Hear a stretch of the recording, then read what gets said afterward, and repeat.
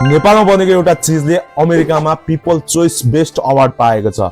यस, तपाईहरुले सही सुन्नुभयो। माननीय महावीर पुनले सञ्चालन गर्नुभएको राष्ट्रिय आविष्कार केन्द्रका एकजना इन्जिनियर सञ्जयले एउटा इनोभेसन गरेका छन्। त्यो इनोभेसनको नाम हो न्यानो नानी, जुन चाहिँ अमेरिकाको एउटा युनिभर्सिटीमा भएको कार्यक्रममा पिपल बेस्ट चोइसको अवार्ड पाउन सफल भएको छ। वास्तवमा न्यानो नानी के हो त?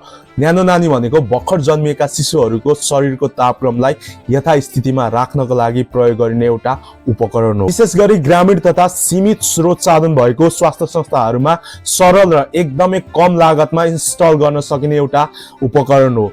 एनआईसी को अनुसार यो पूर्णतया नेपालमै बनिएको र यसको डिजाइन पनि नेपालमै भएको यो पहिलो इन्फ्यान्ट वार्मर हो। यसको खास उपलब्धि के हो भने विदेशबाट महँगा उपकरणहरू ल्याउनु पर्ने अवस्थाको वैकल्पिक रूपमा नेपालमै कम लागतमा बनाउन सकिने एउटा प्रविधि, जसलाई चाहिँ इन्टरनेसनल लेभलमा समर्थन पाएको छ।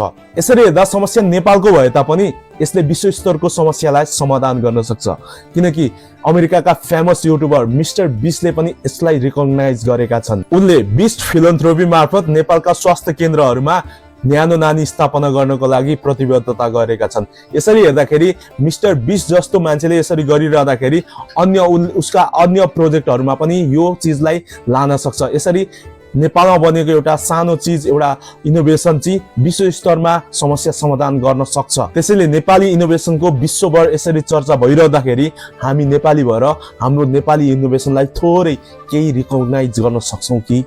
Thank you.